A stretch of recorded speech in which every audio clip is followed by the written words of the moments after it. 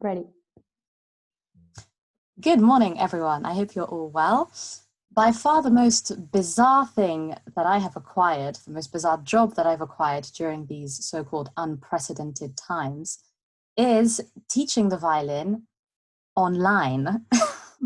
Had you told me 10 years ago that in 2020 I would be teaching the violin online, I would have said absolute bollocks, or maybe something a bit stronger. But in any case, the reason why I would have reacted like that is because teaching the violin is something where you actually really need to be with the person who you're teaching. Sorry, I forgot to time myself 1 second. You really need to have contact with the person because you need to help them with everything from actually holding the violin. I get it out, didn't I? This is my violin. So, you're seeing a student, hold the violin and you need to correct them, like, put it like this, or you need to have a dropped hand because a lot of the time they squash it like this, or how to have good posture when you're playing the violin.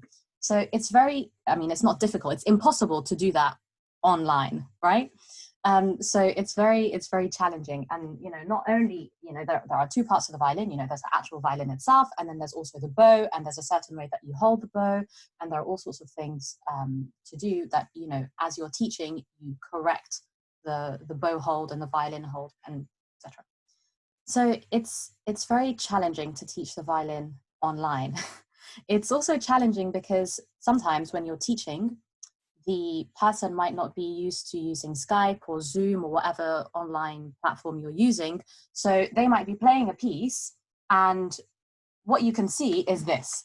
So you can't see the fingers, you can't see what they're doing, at which point you can't say, actually, you need to be doing this, or did you change positions? So that's also very challenging. But worse still, there are some online platforms where, for whatever reason, the camera is inverted. So even if the person it looks like they're facing you, everything is flipped. So if they're playing on the higher string, what I see is that they're actually playing on the lower string, but I can hear the higher string, which is really disturbing. It's very discombobulating. But anyway, so that's another challenge that is, I just can't get my head around that. Another very frustrating thing about teaching the violin online is that you can't tune the student's instrument.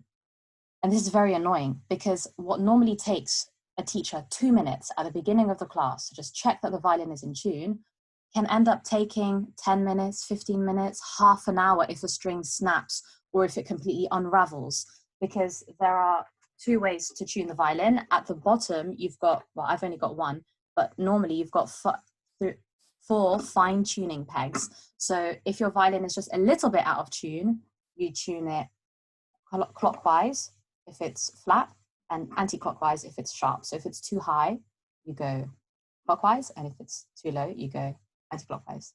Or anyway, maybe it's backwards. And then you have the ones at the top, which are the main tuning pegs, right? And if your violin's very out of tune, you would use these ones. But the problem with these ones is that the tensile strength is very high. And so sometimes the strings unravel. Like, there is a technique to doing this. This is easy. You just go, clockwise or anti-clockwise. But this one, you have to push it in, then twist it, then, oh my gosh. It's very easy to mess up if you've never done it before. So for advanced students or intermediate students, it's fine. But for beginners, it can be really demoralizing to have to always start the lesson trying to tune your violin. And it's something very difficult to do. And it takes a lot of time. Another thing is duets. Playing duets is a really fantastic way to improve rhythm and to make sure that you're staying in the correct tempo and to just carry on even if you make mistakes. But you can't do that online because there's always some tiny time lag. There's always some really annoying technical issue that you have to solve. And sometimes when 2 people are playing an instrument, for whatever reason, the sound cuts. I'm no sound technician. I have no idea why that happens. But actually, even for interpreting, I really wanted to do like some sound technician course so that I could always solve those kind of technical difficulties. But anyway, so these things are not possible online, which is really annoying. And then another thing is that when you're playing music, sometimes it helps students if you write the fingerings on top of the notes. So, you know, first finger, third finger, whatever. And yes, I can share my screen, you know, if I take a picture of the book that I have, the sheet music, and then I upload it to my computer. And then I share my screen, you know, I have it as an image, and then I can scribble the numbers over the top. You know, I can do that, but it's just so much hassle. It's just not the same as being there in the room. So speaking about fingers, unlike the guitar, as you can see, for example, this black thing here is a fingerboard.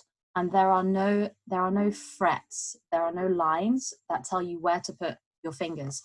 So when you're learning to play the violin, we often tell people to put stickers down for all 4 fingers. Well, first 3 and then the 4th ones.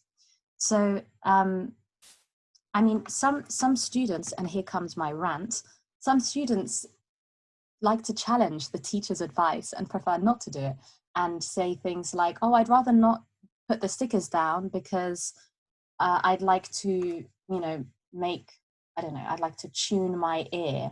I want to be able to hear if the note is wrong. Okay, imagine going to your driving instructor and saying to them in your first lesson, no, I don't want to do, you know, small roads today. I don't want to do anything. Let's go on a country lane. No, let's go on the motorway, you know? It's a bit like that. There's so much to learn, right? You have to learn about lane discipline and indicating and, you know, accelerating and the clutch and, you know, all the other things, you know, and watch out, cyclists or whatever, the road signs.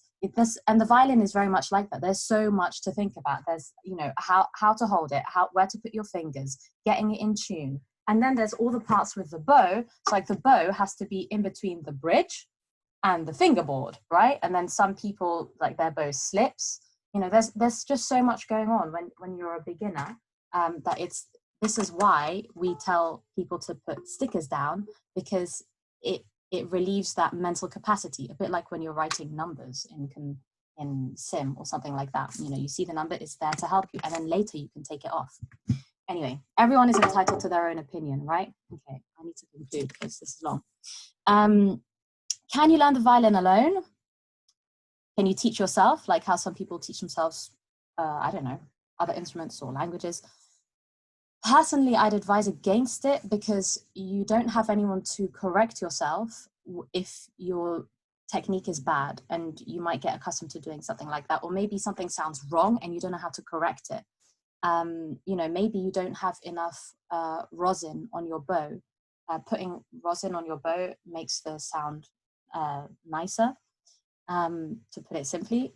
Or maybe your violin is making a horrible sound and it's just that you haven't cleaned the strings. Yes, you have to clean your violin. Things like that. So that's why it's useful to have a teacher.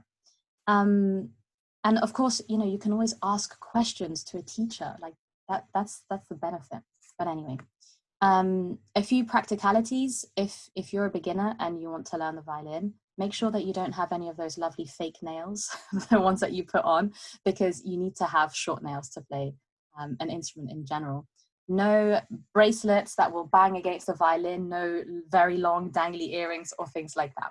So to conclude, you want to learn the violin? Well, the most important thing that you need, you know, all of those things aside, is motivation, because you're not going to sound great the first time round. You're not going to sound great for a long time. And you need to be prepared to make mistakes. Like anything, it takes time. But like interpreting, regular practice is the key to success. So playing pieces, playing études, studies, scales, arpeggios, and doing that regularly can be a whole lot of fun when you're learning something brand new and as wonderful as the violin. So anyway, good luck in your endeavors if you do that, and I'll leave it there for today.